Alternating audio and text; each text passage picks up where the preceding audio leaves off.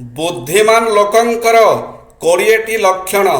ସମୟର ମୂଲ୍ୟ ବୁଝି ଅନାବଶ୍ୟକ କାମରେ ସମୟ ନଷ୍ଟ କରନ୍ତି ନାହିଁ। ନିଜର ଲକ୍ଷ୍ୟ ପାଇଁ ନିୟମିତ ପରିଶ୍ରମ କରିଥାନ୍ତି। କଥାଠୁ ଅଧିକ କାମ ଦ୍ୱାରା ନିଜ ପରିଚୟ ସୃଷ୍ଟି କରନ୍ତି। ନିଜ କାମକୁ ଶାନ୍ତ ଭାବେ କରି ଫଳାଫଳ ଦ୍ୱାରା ଉତ୍ତର ଦେଇଥାନ୍ତି। ସବୁ ପରିସ୍ଥିତିରେ ଶାନ୍ତ ଓ ସଂଯମ ରହିବାକୁ ଚେଷ୍ଟା କରିଥାନ୍ତି। ସେମାନେ ରାଗ ସମୟରେ ନିଷ୍ପତ୍ତି ନିଅନ୍ତି ନାହିଁ। ସମ୍ମାନ, ଧୈର୍ଯ୍ୟ ଓ ସକାରାତ୍ମକ ଚିନ୍ତାଧାରାକୁ ସବୁଠୁ ଆଗରେ ରଖନ୍ତି।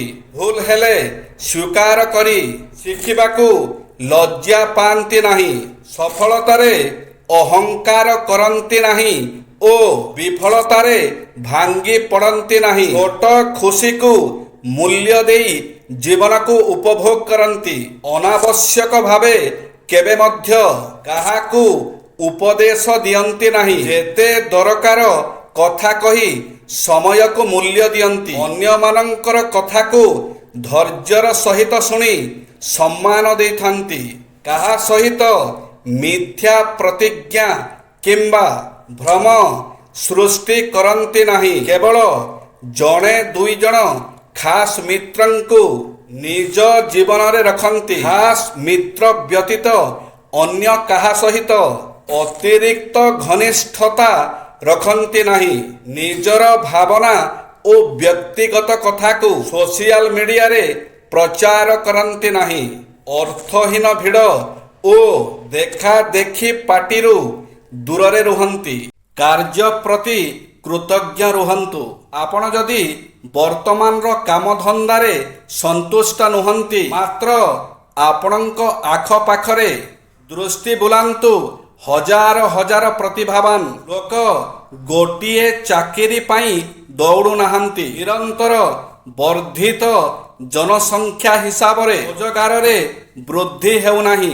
ଏପରି ଅବସ୍ଥାରେ କୃତଜ୍ଞ ହେବା ଏଥିପାଇଁ ଆବଶ୍ୟକ ଯେ ଖୁବ୍ କମରେ ଆପଣଙ୍କ ପାଖରେ କିଛି ତ ଅଛି ଯେଉଁଥିରେ ଆପଣ ଆପଣଙ୍କର ନ୍ୟୁନତମ ଆବଶ୍ୟକତା ପୂରଣ କରିପାରୁଛନ୍ତି। ପିଲାମାନଙ୍କ ପାଳନ ପୋଷଣ, ପାଠପଢ଼ା, କ୍ୟାରିୟର ଠାରୁ ଆରମ୍ଭ କରି ମାତା ପିତାଙ୍କୁ ଆଶ୍ରୟ ଦେବା ଆଦି ଦାୟିତ୍ୱ ତୁଲାଉଥିବା ବେଳେ ଦୁର୍ଭାଗ୍ୟବଶତଃ ରୋଜଗାର ସମାପ୍ତ ହୋଇଯାଏ, ତେବେ କ'ଣ ହେବ?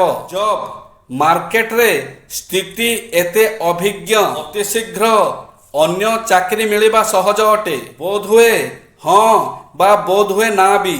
କାରଣ ଏଠାରେ ସବୁ କିଛି ଅନିଶ୍ଚିତ ଅଟେ। ଗୋଟିଏ ଚାକିରି ନିଜ ସହିତ ସମ୍ମାନ, ସାମାଜିକ ପ୍ରତିଷ୍ଠା, ପଇସା ଏବଂ ସୁଖ ସୁବିଧା ଆଣେ। ସେଥିପାଇଁ ଯେତେବେଳେ ଆପଣ ନିରାଶ ହୁଅନ୍ତି, ସେହି ସ୍ଥିତିମାନଙ୍କୁ ଭାବନ୍ତୁ ଯେତେବେଳେ ଆପଣଙ୍କ ପାଖରେ କାମ ନଥିଲା। ଭାବନ୍ତୁ ଲକ୍ଷ ଲକ୍ଷ ଲୋକ କେଉଁ ପରିସ୍ଥିତିରେ ଜିଉଛନ୍ତି। ଆପଣ ସେମାନଙ୍କ ଠାରୁ ଭଲ ଅବସ୍ଥାରେ ତ ଅଛନ୍ତି।